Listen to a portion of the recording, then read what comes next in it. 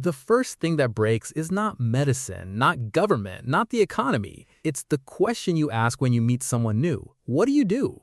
Because in a world where you live for 1,000 years, that question stops making sense. You're a surgeon now. You were a carpenter before that. And before that, a philosophy student for 40 years who wasn't in any particular rush.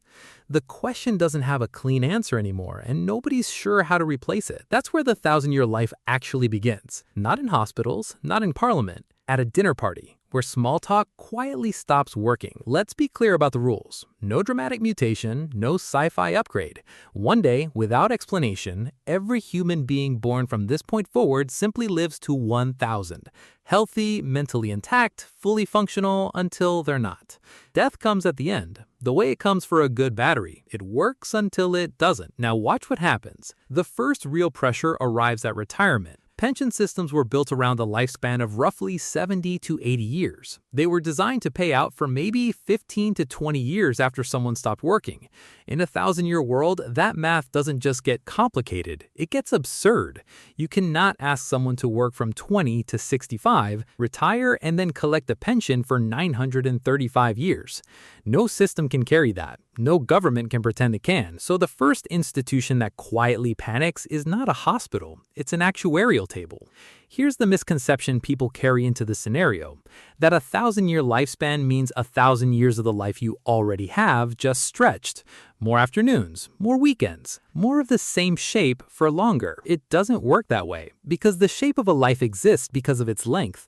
School at 6 because you have maybe 70 years to use what you learn. Career in your 20s because you have 40 years to build something. Family in your 30s because the window feels real. Every deadline in modern life is a quiet response to a body with an expiration date. Remove the expiration date and every deadline dissolves. Why rush a degree? Why take the first job offer? Why get married at 30 when you have 9 centuries left? Not out of laziness, out of logic. The urgency that shapes ordinary human behavior is borrowed, almost entirely, from the knowledge that time is running out. In a 1,000-year life, time is not running out. Time is enormous.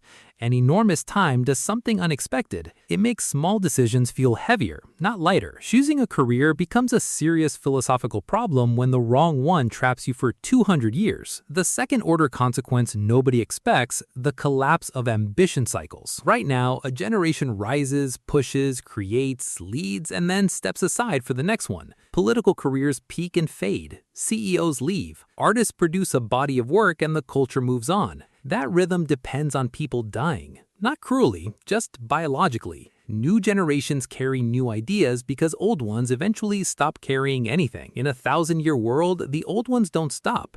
A politician who took office in the 1800s is still in office. A business leader who built power in one century is still building it in the next. The normal mechanism that creates space for new people and new ideas at the top of every system, it stops working. The young aren't waiting for their elders to retire anymore. They're waiting for them to die, which is a very long wait. What becomes genuinely scarce in this world is not money or space or resources. It's early opportunity, the chance to be young and new in a world that has room for you. In a 1,000-year society, every position of power is occupied by someone experienced, credentialed, and deeply uninterested in giving it up. The economy of attention, promotion, and opportunity locks, not because anyone planned it that way, just because turnover disappears. The hidden system exposed here is not biology, it's turnover. Normal life secretly depends on people finishing so other people can start. There's an upside, and it's real. Not every part of the scenario is a crisis. A doctor who has practiced for 300 years has seen things no current physician could imagine. A scientist who has worked on one problem for a century doesn't need to hand it off. Deep expertise becomes genuinely possible in a way it never was before.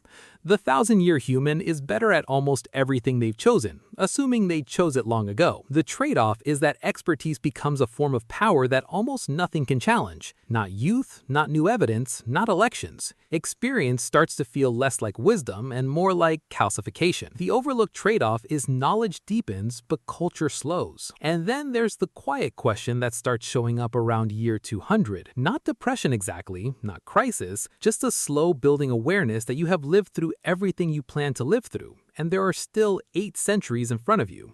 Psychologists have no framework for this. Religions have no script for it. The architecture of meaning that humans built, milestone, achievement, legacy, mortality, it was all quietly built around 70 years. A 1,000-year life doesn't just change how long you live, it changes what a life is for. That's what this scenario actually reveals. Human urgency isn't a flaw, it's a feature. The pressure to do things, to commit, to build, to love before time runs out, none of it comes from ambition or discipline or character. Most of it comes from arithmetic. In a world where you live 1,000 years, people don't become wiser versions of themselves.